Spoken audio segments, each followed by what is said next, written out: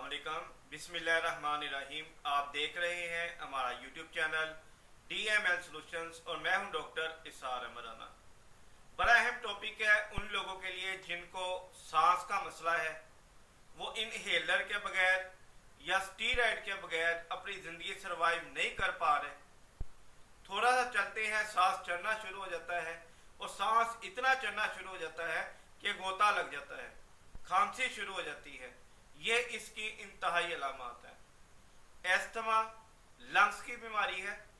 इस बीमारी के अंदर सांस का रुकना, सांस की शॉर्टनेस हो जाना, छोटी छोटी बात करने पर सांस का चढ़ना शुरू हो जाना, ये तमाम चीज़ें पाई जाती हैं। अब एस्थमा का हम देखेंगे कैसे कि एस्थमा है या नहीं है। इसके लिए ब्लड CBC करवाया जाता है लंग्स को देखने के लिए कि लंग्स के अंदर इन्फेक्शन तो नहीं है। दूसरे नंबर पर चेस्ट एक्सरे करवाए जाते हैं जिससे हमें पता चलता है कि लंग्स के अंदर रेशा तो नहीं भरा हुआ, एयर स्पेसिस के अंदर रेशा तो नहीं है कि एयर स्पेसिस फूलते नहीं है, आपका सांस बहाल नहीं होता, शॉर्टनेस की तरफ जाते हैं। ये चीज़ें पाई जाती हैं। अब एस्थमेटिक पेशेंट को सबसे पहले एहतियात क्या करनी चाहिए वो मैं आपको बता देता हूँ। चिकनाइयाँ और स्मोकिंग, ये दो चीज़ें मुकम्मल तौर पर छोड़नी पड़ेंगी। अगर ये दो चीज़ें छोड़ेंगे तो आप सर्वाइव की तरफ जाएंगे, अदरवाइज आपके लिए प्रॉब्लम्स क्रिएट होंगी। ये एस्थमा है, नुकसानदेह है, सांस किसी भी वक्त ज़्यादा उखड़ सकता है, सांस ना आने की वजह से इंसान की मौत वाक़ हो सकती है। अब मेन चीज़ इसका ट्रीटमेंट क्या है।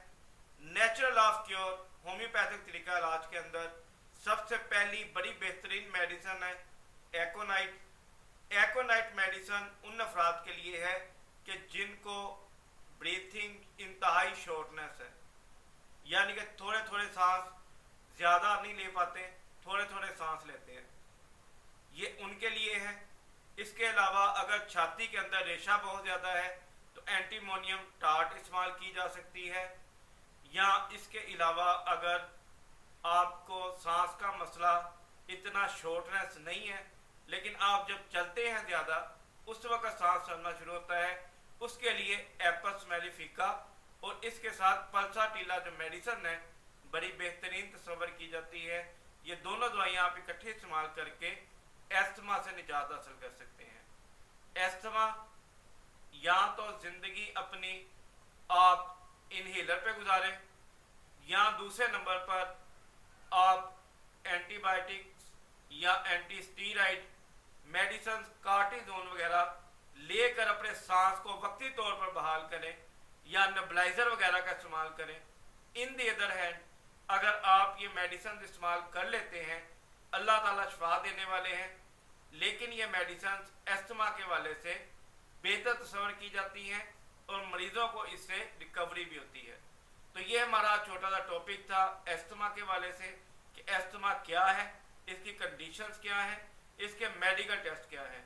हमारी वीडियो को ज़्यादा से ज़्यादा शेयर किया करें ताकि मज़ीद लोगों का इससे फ़ायदा हो सके और वो भी अपने इलाज की तरफ जा सके।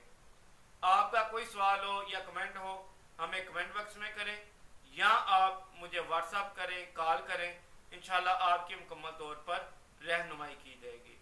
अपनी सेहत का ख्याल रखिएगा, हमें दुआ में याद रखिएगा। Doctor Isar Ahmad Rana, DM health solutions. अस्सलामु अलैकुम रहमतुल्लाह।